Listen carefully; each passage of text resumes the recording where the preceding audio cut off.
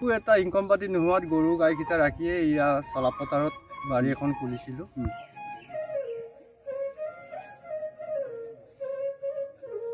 পানীৰ ওপৰত যেন পাৰি থৈছে এখন কাঁহী।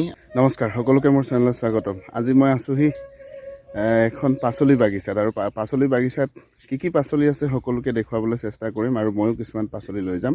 পাচলিৰ এই মহঙা দিনতো ইমান সস্তাতে ক'ত শাক পাচলি পোৱা যায়, চাই থাকক মোৰ ভিডিঅ'ত। মোৰ নাম শ্ৰী দীপেন পাংগিং, মই চৰাপাৰ গাঁও।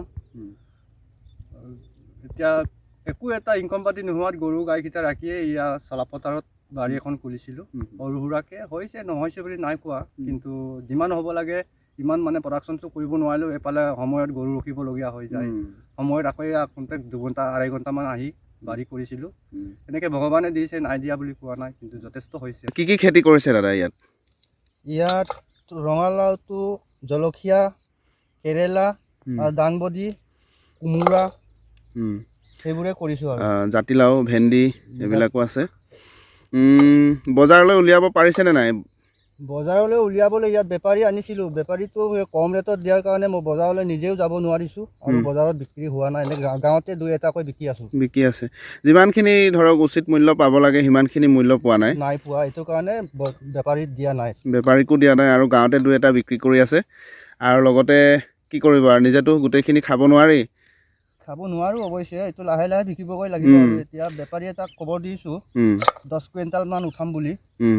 তাকে ৰেটটো কিবা এটা চাই মেলি মিলা মিছা কৰি কেইটামান বিকিব লাগিব। 10 কুইণ্টেলমান দিও থাকি যাবগৈ। ৰঙালাও প্ৰতি কেজিত কেনেকৈ দি আছে এতিয়া?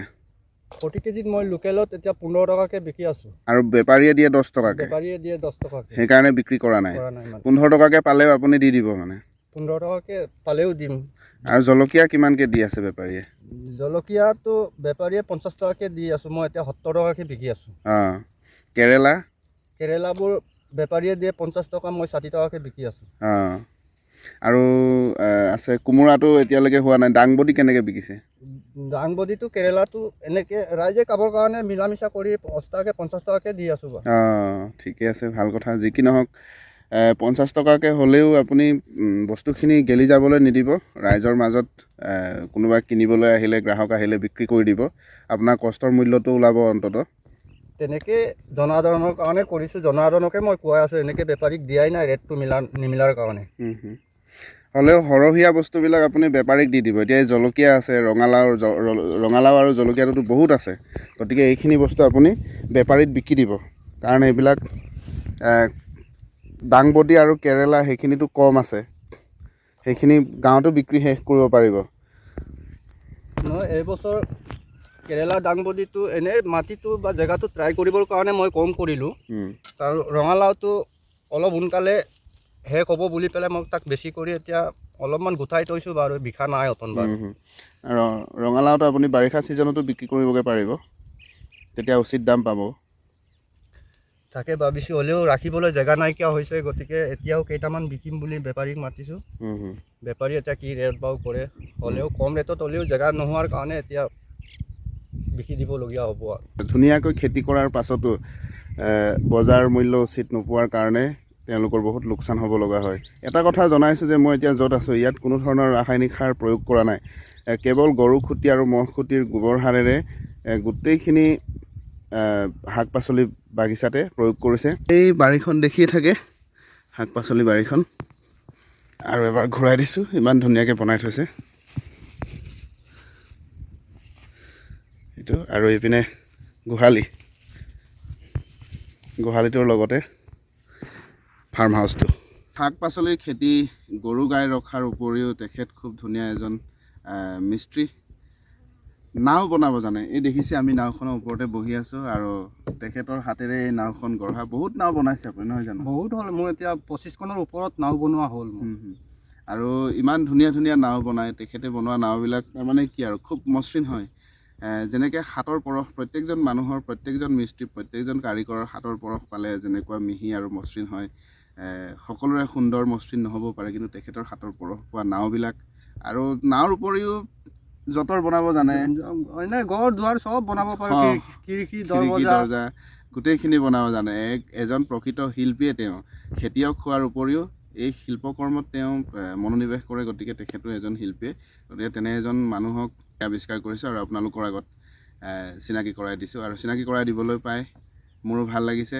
আৰু আপোনালোকো এনে আদৰ্শৰে আগবাঢ়ি যাওক আৰু খেতি কৰ্ম কৰক, গাই গৰু ৰাখক, পথাৰখন নিজৰ কৰি ৰাখক আৰু সকলোকে খুৱাওক। আৰু মইতো নিজৰ মানুহ, মই পাচলি মোনাটো দেখুৱাম।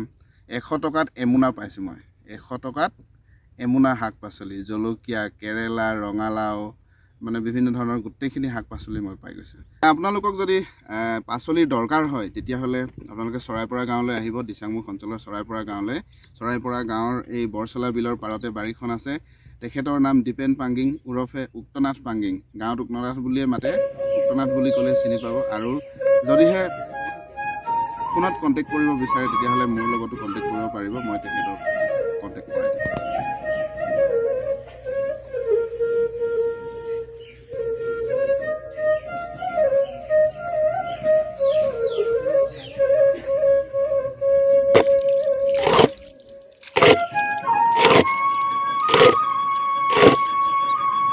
আমি এতিয়া বিলৰ মাজে মাজে ঘৰলৈ উভতিছোঁ শাক পাচলি লৈ।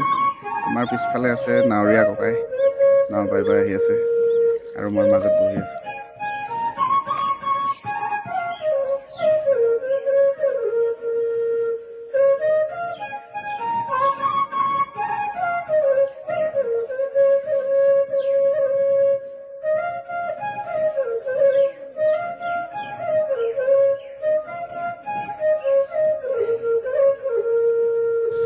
এই ডলাৰ সমান বহল পাতবিলাকৰ ওপৰত বহিব পাৰিবনে? কাঁইট কাঁইট লগা আছে, টিকাত এনেকুৱা খুচিব। আৰু এইবিলাকৰ পৰা ইয়াত এটা গুটি হয়, এইটো কি কয়, মাখানা বুলি কয় বিহাৰীবিলাকে। আৰু সেই গুটিটোৰ বহুত দাম আছে। তাৰ পৰা বিভিন্ন ধৰণৰ মেডিচিন প্ৰস্তুত কৰে।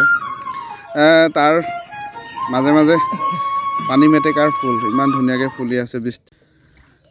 পানীৰ ওপৰত যেন পাৰি থৈছে এখন কাঁহী, আৰু দেখিছে নাই একদম লাভ চিনটোৰ নিচিনা কিমান ধুনীয়া। ভালে কুশলে থাকক, চবে থাকিব লাগে। আজিৰ ভিডিঅ'টি আপোনালোকে কেনে পালে জনাবলৈ নাপাহৰিব। যদি ভাল পাইছে তেতিয়াহ'লে লাইক কৰিব, কমেণ্ট কৰিব, শ্বেয়াৰ কৰিব, আৰু চেনেলটোলৈ নতুনকৈ আহিছে যদি ছাবস্ক্ৰাইব কৰিব।